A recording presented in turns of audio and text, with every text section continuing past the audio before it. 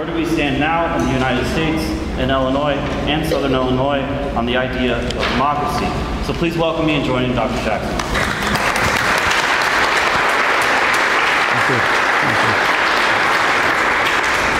Thank you for that introduction. I'm glad to be here with all of you today. Again, sort of the subtitle of today is where do we stand now in this country, in Illinois, and in Southern Illinois on the idea of democracy. For a bit of philosophical and theoretical setting, in my literature and philosophical literature, there's always been the discussion of a fight between anarchy on the one hand and authoritarian government on the other. And we've been trying to work out the balance between those two polar opposites forever, certainly forever in this country.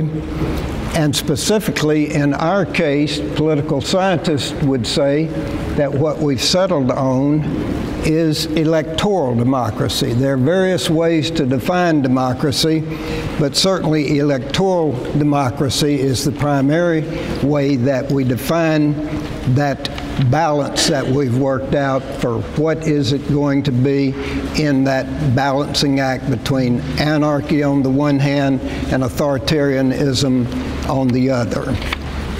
Now, the courts, the political branches, the Congress, the President have been trying to work that out back and forth between them and the people really since the beginning of the Republic. I would cite for you the election of 1800 because that's probably the most crucial of the early elections. If you don't have that one at the tip of your tongue, it was Adams versus Jefferson and became Jefferson versus Aaron Burr because the role of the House came into play. And Alexander Hamilton played a critical role in making that choice between Jefferson, who had always been his rival, and Aaron Burr, who he considered to be a man of no character, so he voted for Jefferson. And for the first time ever, we changed parties from one to the other. We changed the ruling class, the people that were going to be in charge of it, at least the executive branch, for the next 4 years. And we know that the electoral system is particularly important because you have to have free and fair elections to determine who's going to vote and what are the circumstances going to be for that vote, and what are the definitions of basic voting rights, and ultimately deciding who's going to exercise ultimate power. And in an electoral democracy, the answer to that has to be that ultimately the people are sovereign. President Obama liked to quote Dr. Martin Luther King, and Dr. King had made the quote, "The arc of the moral universe is long, but it bends toward justice." Now, parenthetically footnote there, Dr. King was paraphrasing an abolitionist who was a leader in the abolition movement back in 1853, who wrote a much longer variation of that same sort of synoptic account. If you think about it, this is an optimistic view. Recently, however, in I'd say round numbers, the last 2 decades, and really 2.5 decades, maybe 3 decades, there has been developing more and more a backlash between the idea that all of this is going to extend more equality, more access, and more inclusiveness for varying groups. In the history lesson right quick, I would go back and start with the Civil War amendments. The 13th Amendment freed the slaves. The 14th Amendment made them citizens. The 15th Amendment gave them the right to vote. It became constitutional law. It became a part of the Constitution. That could have and probably should have been the end of it. However, it reckoned without the backlash which came, and it came particularly facilitated by the fact that in 1876 we had another crisis where the Electoral College vote went one way and the popular vote went another. This was the Tilden-Hayes election. Republican Rutherford B. Hayes was named president in return for the removal of the federal troops from the South. And those of you who are historians know that that led to passage in the 1880s through the turn of the century of what we now call the Jim Crow laws. And those Jim Crow laws fairly quickly reversed whatever voting and other rights that the freed slaves had attained, and it put power firmly back into the hands of the white leadership in the South, and often white leadership in other parts of the country as well, already in control. After that, if you think about it, it really took 100 years to try to make good on that promise of the 13th, 14th, and 15th Amendment. And I would point to you there, Lyndon Johnson, 1964, the Civil Rights Act in 1965, which was exactly 100 years later, when the Congress passed, and I would say with considerable bipartisan support, including our own Everett Dirksen, by the way, in both of those Civil Rights Acts.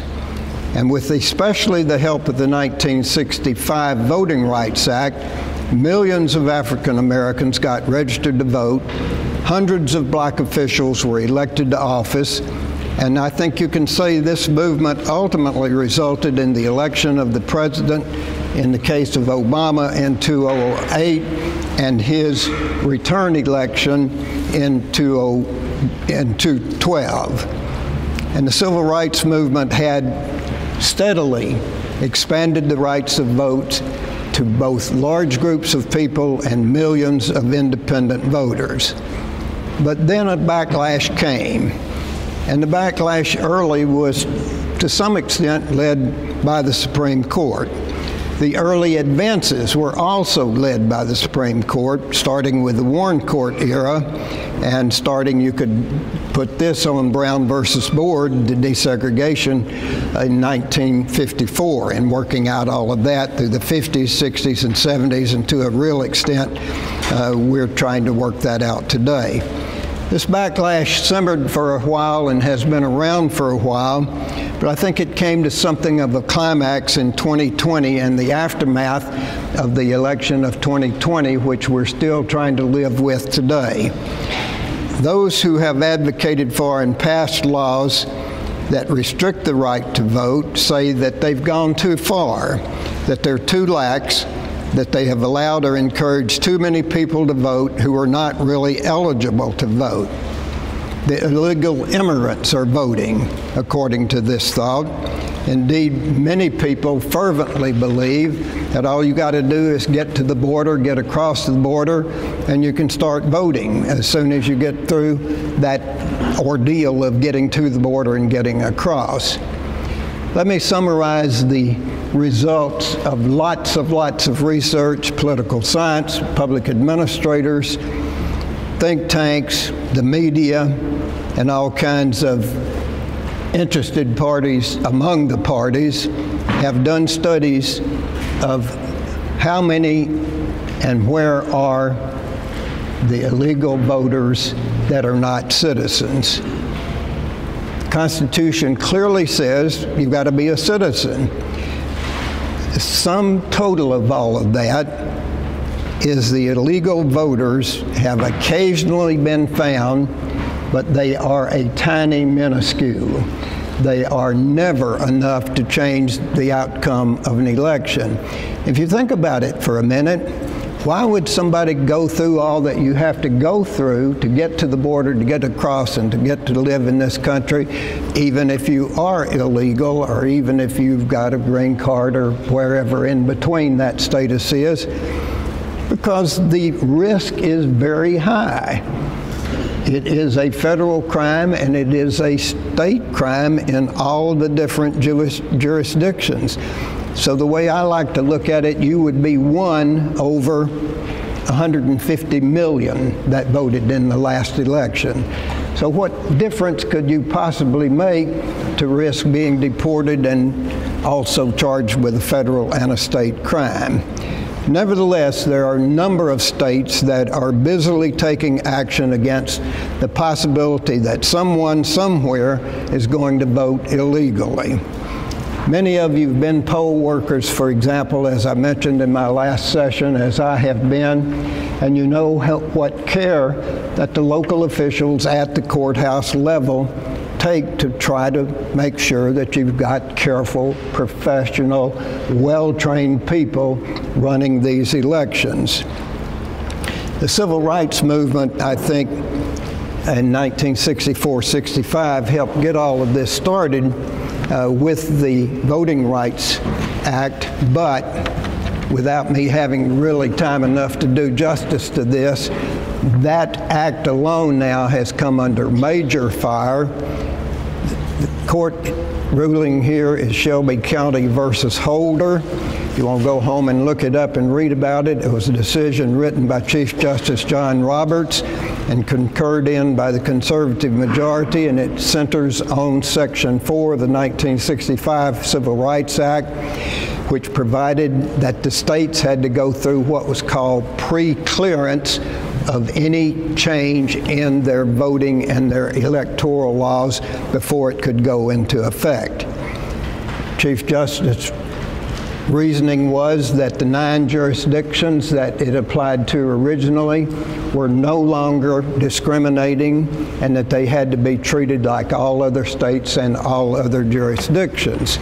And so that has opened the way to lots and lots and lots of challenges to the idea of continuing to expand voting rights in this country, which leads me to the consideration of practical issues, and I'll quickly run through these. Number one is voter identification. Who's eligible to vote and what documentation is going to be necessary to prove that you're eligible to vote. All states require some kind of voter identification card of one kind or another. And closely related is the subcategory of how do you prove citizenship. It is very topical. If you've kept up with the last couple of weeks of what's going on in Washington, we may have a governmental shutdown on October the 1st because October the 1st is the first day of the new fiscal year, which would be FY26, and they still don't have a budget, and they're threatening to close down the government again, starting on October, get my month straight, October the 1st, because we are very, very close to having a budget, but there is a provision that the majority in the House want, and that is that we add a federal law which determines what you can use and what you cannot use at the state level to document whether or not you're a citizen. And never mind that it's not a problem, never mind that all of those studies have been done that say it doesn't amount to a hill of beans. We may shut down the government within 2 weeks over that particular conflict that's going on among your members of Congress, almost as we speak, although I don't think they're there today. Okay, well, that's just one indicator. There are lots and lots of other things. I'm reminded, given where we are, of how I voted, and some of you may have voted in 2020. I voted early, and I was determined that my ballot would be counted, and I thought so much of that proposition that I drove up 2 blocks down the street here and got out and stuffed my ballot in that box that Frank Bird had put out there because I wanted to make sure it got to him. And he generously had a box out there for all of us if we wanted to drive over here and put our ballot in. A lot of states did that because it was the time of COVID, but a number of states, for example, have now outlawed that. The state of Texas has outlawed that, for example, for Harris County, and said that they can't do that in Harris County, which happens to be Houston. And that fight's going on all across the country in a number of states. Closely related is early voting. How many early voting days will there be? When will they be held? Where will the ballots be accepted? And where can you go for early voting?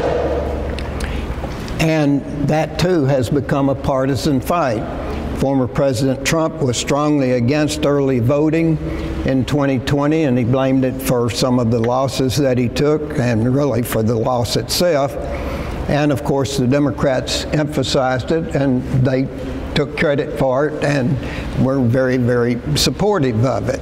But that fight continues, although I do understand that the former president has said that he's now for it and is urging the Republican supporters to take advantage of early voting. But it's still around here in terms of fight. Provisions for ex-felons is a problem, and how will they be reinstated with the right to vote? Will it be automatic, for example, or not? This has been a major fight in Florida with Governor DeSantis leading the way, and it's become very, very difficult for ex-felons to get their citizenship reestablished in Florida. How many polling places will there be, and how many workers will there be there, and how well will they be staffed? Almost always when you see the long lines and the places where it's been a problem and the media are out covering it, it tends to be where low-income and minority voters live.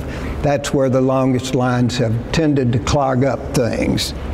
How are state and local officials going to find the poll workers and the volunteers if they're going to be subject to harassment, if they're going to be subject to the possibility of even being charged with a felony, and really some of them being, unfortunately, the victims of violence?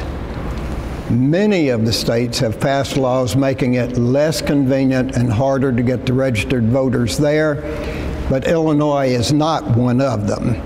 On the other side of the equation, Illinois, the great preponderance of all the voting laws that have been passed in recent decades or recent years have been making it easier, not harder, for people to get registered and then to stay registered, which is important, and to encourage the widest range of possibilities.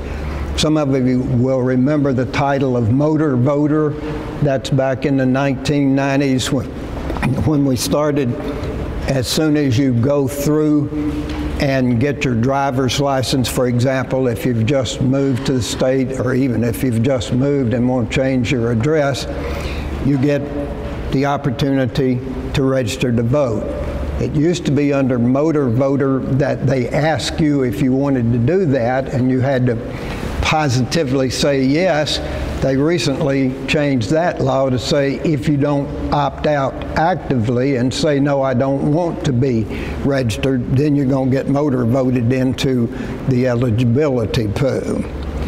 But nationally, that's not the case. Nationally, it's not nearly as widespread or easy to vote and to stay registered as it is in Illinois. Nationally, this comes down to where we're going to be very, very shortly, and that's the question of it comes down to turnout. Political scientists always take refuge in, especially if it's a close race, it's going to come down to turnout. Well, that's not necessarily a great insight, but that's what we've got because it's so true.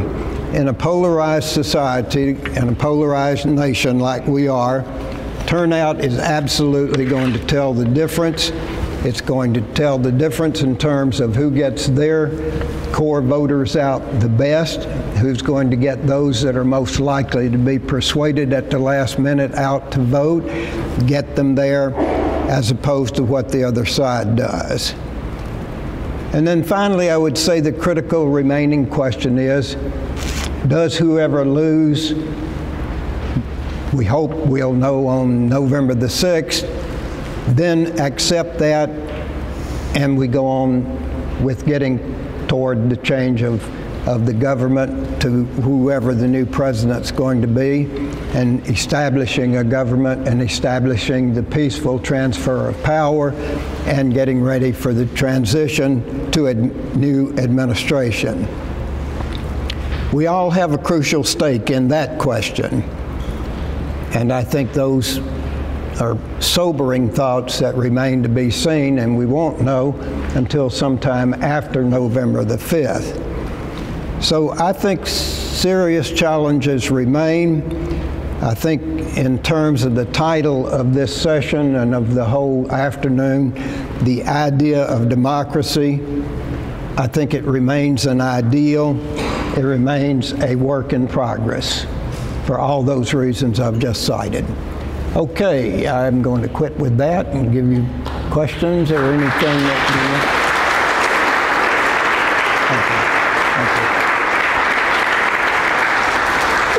want. If I've irritated you, let me know now. It's good short, good time.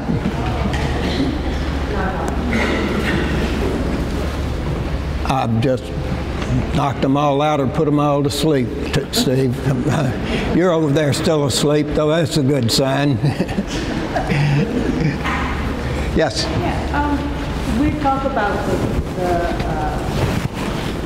dynamic that's going on right now in the country. Do you see it as significantly more negative than in the past? There's always been a dynamic between elections and how people feel about it. Yeah, and I've pointed out in other contexts that we really were deeply divided in the civil rights era and the Vietnam War era, and you all lived through that. You know how divided we were. But the difference is that wasn't always overlaying the party divisions, and the polarization then didn't split the parties the same way that it, they lie on top of one another now. And the other difference is that sort of what I would call the political elite class really bought, by and large, the rules of the game. And when I went to grad school, we studied public opinion, and we recognized that all kinds of average voters didn't understand all the requirements of the rules of the game, but that was all right because the political leadership class on both sides did. I don't think that's a reassuring position to take anymore. So I think that's the difference. Yes? In your opinion, does the Electoral College serve any positive purpose in this century? Well, my kinfolks in South Arkansas would say absolutely. Actually, I have a cousin that's become absolute crazy online talking about the importance of the Electoral College. If you're on the winning side of that equation, as 27 states would be right now, it absolutely serves a terribly important. But, in terms of pure democracy question, that's a little harder to defend. We got 2 out of 5 of the elections that have been held so far since 2000, this century. We could make that 3 out of 6 very easily this time, because the circumstances are such as right now. You might rate that the most probable outcome right now if you just stopped right now and looked at the polls and had the election. But it's not going to change because it requires a constitutional amendment. It takes 38 states to pass a constitutional amendment. So it's a good thing to talk about, and I talk about it in class in those terms. Yes. Dr. Jackson, have you heard about the movement, and I think about 25 states have done this, that the states agree to award their electoral votes to whoever wins the popular vote? Yeah, I do know about that. I don't think I understand it all and the nuances of it well enough. I think Illinois has actually passed that, but I think it's going to stop before it gets to a majority, number one.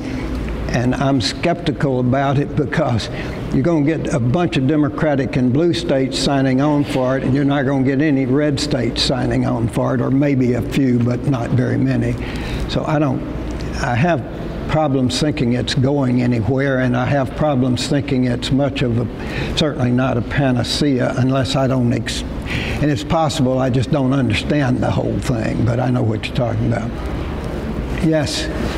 Do you think ranked choice voting would be improved democracy or not?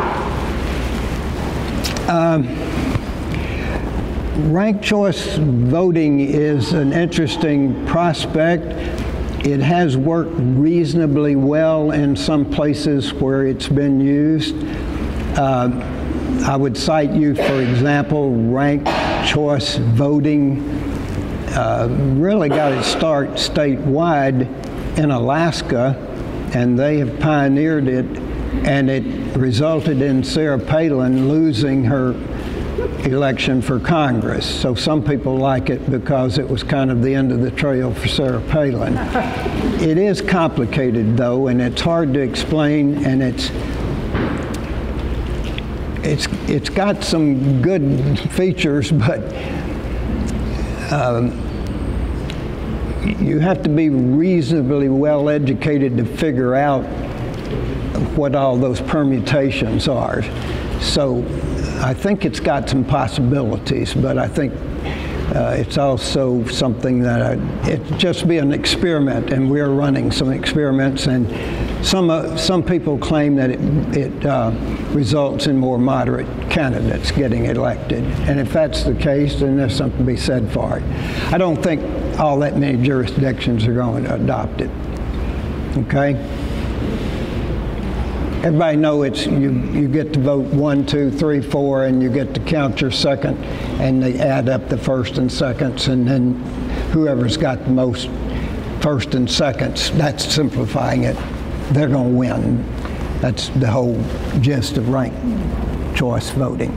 Let me look in this direction for a minute. Anybody down here hurting for a question or tired of listening to me? Either one.